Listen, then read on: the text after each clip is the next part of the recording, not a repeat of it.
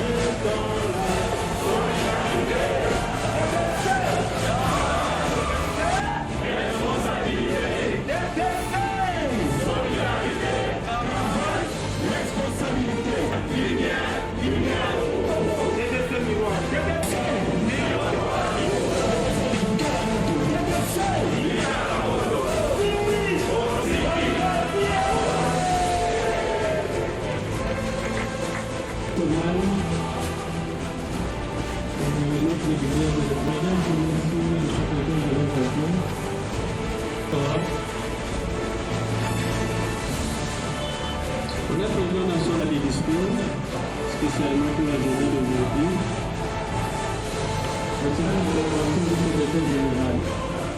Le secrétaire général va prendre ensuite le temps de directeur national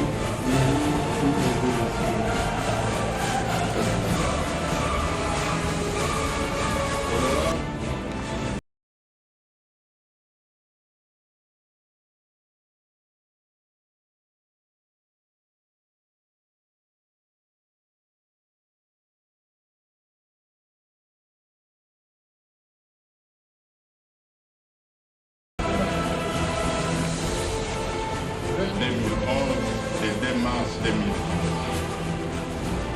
Un arrêté du ministère ayant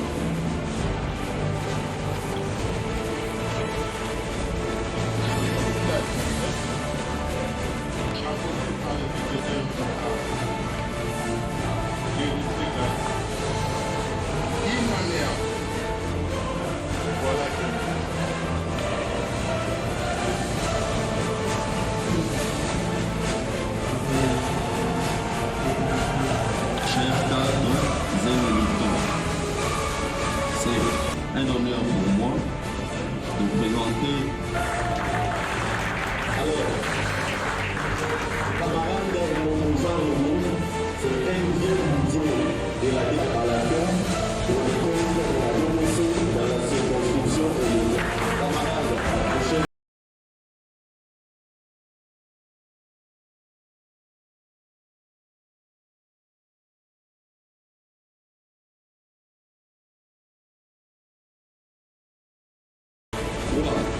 Le secrétaire national chargé des questions électorales et référendaires, Monsieur Makashima, provincial de la DDC dans la circonscription électorale de Kitangé lors des précédentes élections.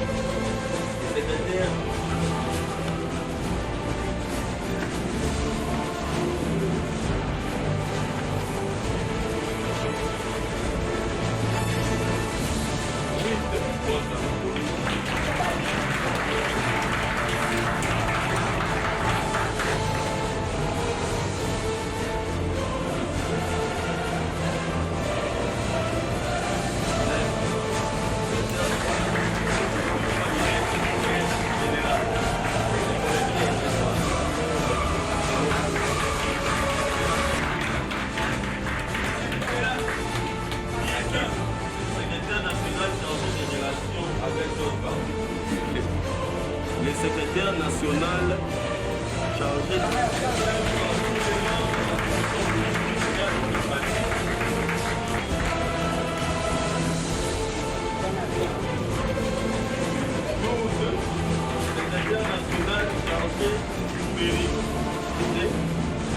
aujourd'hui la voilà secrétaire national. Il a été mis dans les présents.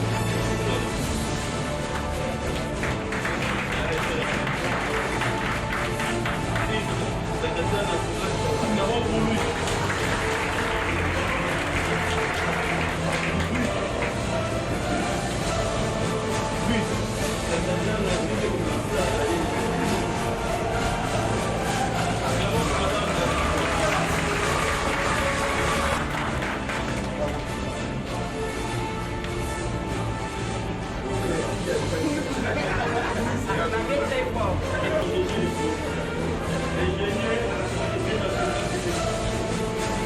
Vous l'aviez bien dit, c'est un grand jour et qui s'émet.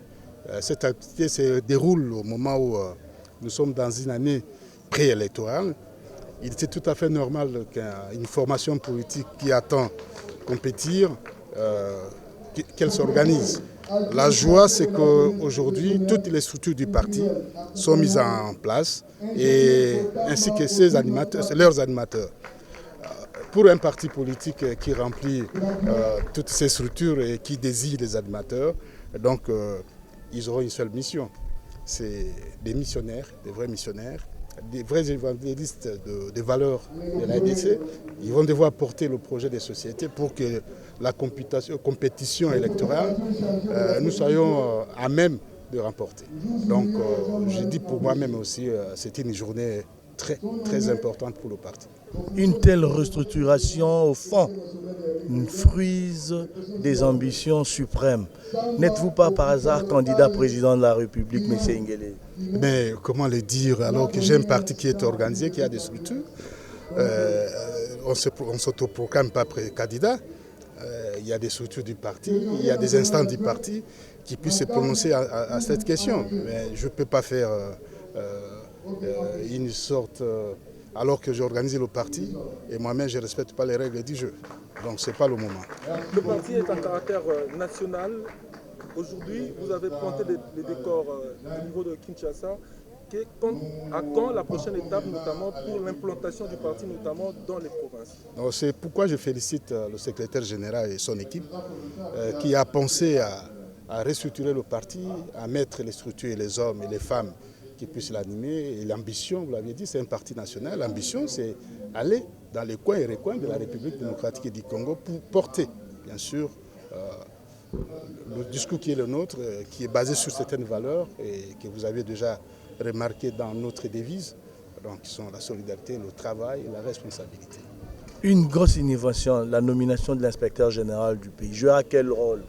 Et bien sûr, il faudra entrer dans les bases, les valeurs basiques de notre parti. Le parti est un parti à essence chrétienne. Donc, notre projet de société est intitulé « La morale dans l'action politique ». Il est tout à fait normal qu'on n'ait pas inspecteur comme inspecteur des finances, mais l'inspecteur qui voit le fonctionnement du parti. Sur le plan idéologique, sur le plan fonctionnel, sur le plan administratif, sur le plan mobilisation, c'est un conseil, c'est un organe de conseil qui évalue l'action que moi et mes collaborateurs sommes en train d'exercer. Donc cette action-là est contrôlée et vue et revue aussi par une instance qu'on appelle inspection générale. N'êtes-vous pas en train de prendre vos distances avec le FCC? Non. FCC, ce n'est pas une question circonstancielle.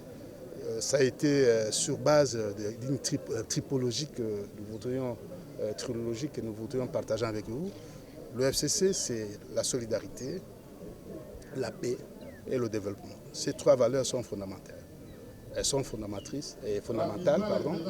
et ça ne nous permet pas aujourd'hui de prendre distance avec ce que nous avions créé. Sauf si les raisons pour lesquelles on avait créé le FCC, si ces raisons s'éteignent d'elles-mêmes, vous comprendrez que je ne suis pas circonstanciel. Je suis quelqu'un de conviction. Je ne le fais pas par un jeu de hasard, je ne le fais pas par un intérêt particulier, mais sur base des trois valeurs dont je vous ai parlé. Le bilan, ce n'est pas à moi, parce que le bilan, c'est ce que vous et moi, nous constatons que le pays va très mal. Il va mal. Il n'y a rien à le dire. Pourquoi vous voulez parler d'un bilan? Alors que Bunagana, un pont de notre territoire national, est occupé, administré par ce qu'on appelle une rébellion M23. Dans ce sens-là, ça doit nous interpeller, non pas seulement comme politique, mais comme citoyens de ces pays.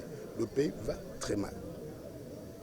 Un dernier mot à l'endroit de militants ainsi que l'ensemble de la classe politique. Non, si j'ai un conseil, c'est à mes camarades, les nominés, qui sont évangélistes, je l'ai dit ici. Il faudra qu'ils fassent la différence avec les autres formations, les autres acteurs politiques. Nous n'avions pas créé un parti pour le créer. Nous avions créé parce que nous avions une vision gestionnaire de la chose publique et nous pensons que nous sentons certaines valeurs qui sont basiques chez nous. Je vous ai dit, la solidarité, le travail et la responsabilité. J'aimerais que cette nouvelle équipe porte très loin, alors très loin, les valeurs de notre parti. Alors pour le peuple, c'est il faut vous révolter. À un certain moment, on ne peut pas vivre une telle situation sans révolte. Il faudra nous révolter. J'ai dit une révolte citoyenne. C'est interpeller les politiques que nous sommes. Ne nous laissez pas errer comme nous voulons le faire, comme nous sommes en train de le faire, nous amuser comme nous voulons le faire. Mais je crois que le peuple, à un certain moment, doit demander à sa classe politique. Le peuple doit être exigeant à sa classe politique. On est là pour le bonheur de tout le monde. On est là pour créer des conditions de bien-être de toute la population. Et puis, l'État, ma chère, c'est le service. Si un État ne donne plus le service attendu par son peuple, ce n'est pas un État.